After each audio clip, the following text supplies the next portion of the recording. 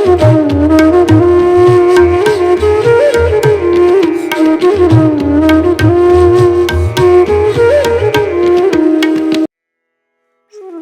Shriman Narayana. Hello everyone, I'm the Pauranika.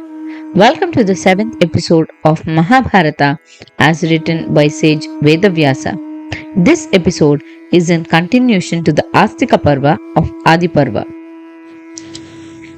At the behest of the Nagas, Garuda decided to obtain Amrita from the heaven. As he swayed his wings to fly, the dust that rose spoiled the brightness of the crowns of Devatas. His spirit caused great agony to all the heaven dwellers, including Puranthara. Indra, who realized Garuda's intention to steal Amrita, went to his teacher Brihaspati. Acharya, I am experiencing bad omens like never before. The cloudless sky is roaring with thunder, and the comets are falling in the bright daylight. Even my Vajra is slipping from my hand. What is this situation? He asked. Then Bruhaspati said, O Indra, remember the time when Valakilyas cursed you?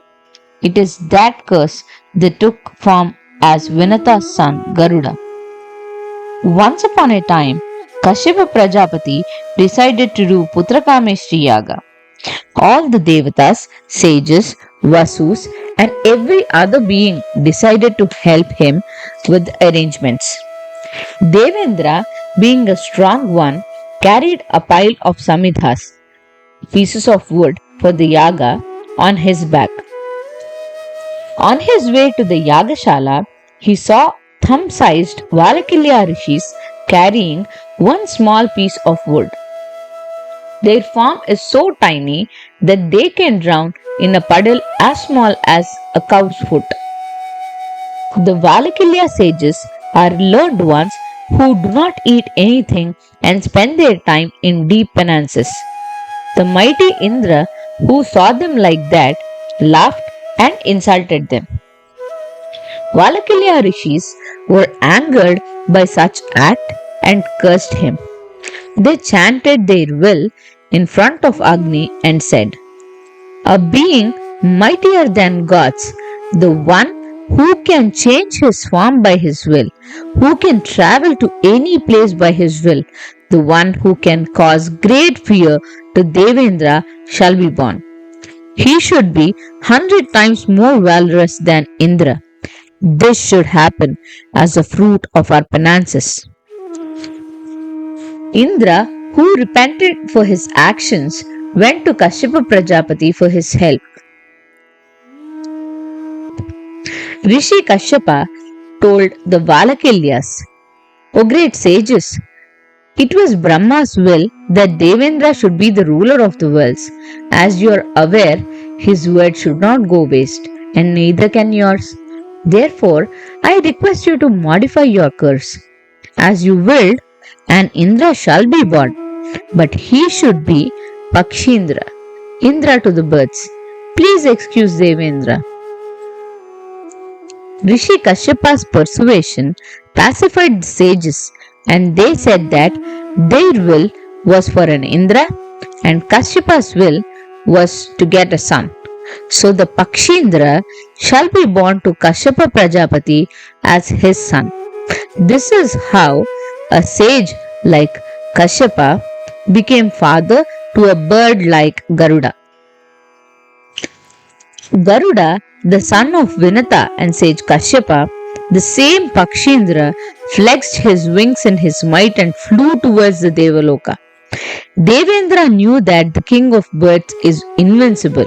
Still, he had deployed his strongest warriors around the Amrita Kalasha, and he himself stood guard with his Vajraidam. As Garuda flew over the Devaloka, the weapons of the Devas flew away from their hands. He ripped them with his beak and tore them with his claws. All the Devatas attacked him together. He looked around menacingly and flapped his wings, raising dust that blinded the Devatas. Devendra ordered Vayudeva, the wind god, to clear the dust, and Vayudeva did so. The Devatas fought ferociously with Garuda. However, he gracefully destroyed them and entered the chambers where Amrita was placed. He finally reached the Amrita Kalasha, the tumbler holding Amrita. He noticed that it was placed on a machine and around it a discus was rotating at a very high speed. There was no way one can touch Amrita without getting chopped by the discus. Then Garuda, of great intelligence, reduced his form to such extent that he could fit between the leaves of the edges of the discus. In his tiny form, he entered the machine and reached the jar of Amrita. He then stood on the discus and broke it from within. There, he saw two venomous snakes guarding the jar. He tore the snakes into halves, threw them away, took the Amrita Patra, and flew away with it. Lord Sriman Narayana, who was impressed with Garuda's feat, appeared in front of him and said, O son of Vanata, I am impressed by your might. I appreciate that while you stole Amrita, you did not drink it. I am granting you a boon. Ask me what you want. Then Garuda said, O Sri Mahavishnu, please grant me the boon of immortality.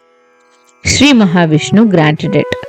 Garuda then said, O Lord Vishnu, even I want to give you a boon. Ask me your heart's will. Lord Vishnu smiled and said, Be my Vahana, my vehicle. Garuda said, It shall happen, and flew away with Amrita. Devendra, who saw this, threw his Vajrayudham towards Garuda. Vainateya smiled at Devendra and said, Indra, your weapon is made of the spine of sage Dadiji. While it did not hurt me a bit, in honor of the great sage, I am leaving one feather. Since that day, Garuda got the name of Suparna. Devendra was astonished by this feat of Garuda and realized that he is indeed the Mahapakshindra, the king of birds. Devendra said, O best among the birds, I am pleased by your valor. I want to hear about your abilities and prowess. I want to be your friend. Garuda said, Indra, one should not praise his own strengths. Such speech will not be appreciated by wise men. However, as you wish to be my friend, it is inevitable for me to tell you. This is not self-praise, but just a necessity. I can carry the entire earth, you, the Devaloka, and the entire universe on one of my wings. Devendra realized the strength of Garuda and became friends with him. Garuda, you do not need the Amrita anyway. Please give it back to me, he said. Then Garuda said that he is taking the Amrita to get his mother out of slavery. I will take the Amrita Patra and hand it over to the snakes. You can take it before they consume it, Garuda said. Then Indra told Garuda to ask for a boon. Garuda, on remembering the pain and hurt the snakes caused to his mother, said that the snakes should become his food. Devendra granted the boon. Garuda in an instant flew to the snakes. O snakes, here is Amrita. Please finish your bath and prayers and drink it. I am placing them on these dharbas, dried grass strands. Now please free my mother from slavery, Garuda said. The snakes accepted and Garuda left with his mother. When the snakes returned after their bath, they noticed that the jar wasn't there anymore. They then licked the dharba on which the jar was placed, and the sharp edges of the grass cut their tongue into two. Thank you. Jai Sriman Narayana.